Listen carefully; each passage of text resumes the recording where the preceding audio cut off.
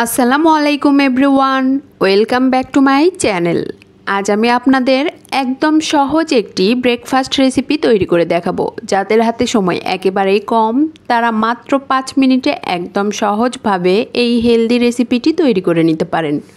ঘরে থাকা সাধারণ অল্প কিছু উপকরণে আর বেলাবেলির ঝামেলা ছাড়াই একদম সহজভাবে এই নাস্তার রেসিপি তৈরি করা যায়। সকালের নাস্তা বা বাচ্চাদের টিফিনে খুব সহজেই তৈরি করে দিতে পারেন। তাহলে আর কথা না বাড়িয়ে চলে যাচ্ছি রেসিপিতে। সকালের নাস্তা তৈরির জন্য প্রথমেই মিক্সিং বলে নিচ্ছি হাফ কাপ পরিমাণ সুজি। একই কাপে মেপে হাফ কাপ পরিমাণ আটা। আপনারা চাইলে আটার পরিবর্তে ময়দাও ব্যবহার করতে পারেন। এই কাপেই মেপে 2 কাপ পরিমাণ পানি। পানি দেওয়ার পর একটা হ্যান্ড উইক্সের সাহায্যে সবগুলো ভালোভাবে মিশিয়ে নিচ্ছি।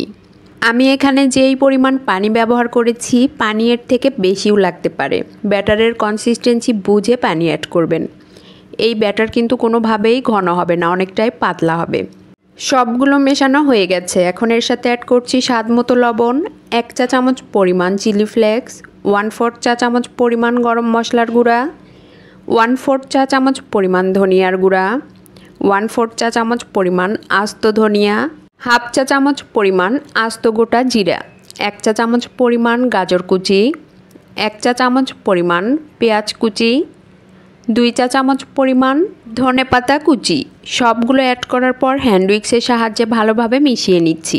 এই পর্যায়ে মেশাতে মেশাতে যদি মনে হয় ব্যাটার অনেকটাই ঘন হয়েছে, তাহলে এর সাথে আরও কিছুটা পানি অ্যাড করতে পারেন।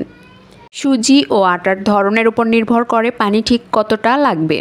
সবগুলো মেশানোর পরে ব্যাটারের কনসিস্টেন্সি ঠিক কেমন হয়েছে আমি আপনাদের দেখিয়ে দিচ্ছি। দেখুন, ব্যাটার কিন্তু একেবারেই ঘন হয়নি, অনেকটাই পাতলা রয়েছে। এবার নাস্তা তৈরি করার জন্য চুলায় একটি প্যান বসিয়েছি। প্যান একেবারেই গরম হয়ে গেছে। এখন প্যানে সামান্য তেল দিয়ে তেল ব্রাশ করে নিচ্ছি। প্রত্যেকবার নাস্তা দেওয়ার আগে তেল ব্রাশ করার দরকার নেই, শুরুতেই একবার তেল ব্রাশ করে নিলেই হয়ে যাবে। ব্রাশ করা হয়ে গেছে। এখন গোল চামচের সাহায্যে পরিমাণ মতো ব্যাটার প্যানে দিয়ে দিচ্ছি। প্যানে দিয়ে পুরোটাতেই এভাবে ছড়িয়ে দিচ্ছি। আমি কিভাবে কাজটি করছি একটু খেয়াল করলেই বুঝতে পারবেন। ছড়িয়ে দেওয়ার কিছু সময় পরেই দেখবেন উপরে ড্রাই হয়ে আসছে। এ পর্যায়ে উপরে সামান্য তেল ব্রাশ করে দিচ্ছি। আপনারা চাইলে তেলের পরিবর্তে বাটার বা ঘিও ব্রাশ করে দিতে পারেন।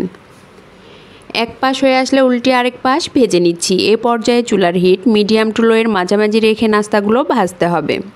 অপর পাশও একইভাবে ভাজা হয়ে গেছে। এবার নাস্তা তুলে নিচ্ছি।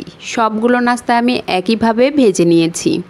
যাদের হাতে সময় একেবারেই কম, তারা খুব সহজেই মাত্র 5 মিনিটে বাচ্চাদের টিফিনে অথবা বাড়ির সকলের জন্যই খুব সহজে এই নাস্তাগুলো তৈরি করে নিতে পারেন। যে কোনো মাংস বা মাংসের ঝোল দিয়ে এই নাস্তাগুলো খেতে অনেক বেশি মজা লাগে। আপনারা বাসায় অবশ্যই একবারের জন্য হলেও ট্রাই করবেন। আমার রেসিপি আপনাদের ভালো লাগলে অবশ্যই লাইক, শেয়ার, কমেন্টস করবেন আর সাবস্ক্রাইব করে আমার পাশেই থাকবেন। নাস্তাগুলো দেখতে কতটা সুন্দর হয়েছে সেটা আপনারা দেখেই বুঝতে পাচ্ছেন। আশা করি আমার রেসিপি আপনাদের সকলেরই অনেক ভালো লেগেছে। এতক্ষণ আমার সাথে থাকার জন্য সবাইকে অনেক অনেক ধন্যবাদ। আসসালামু আলাইকুম, আল্লাহ হাফেজ।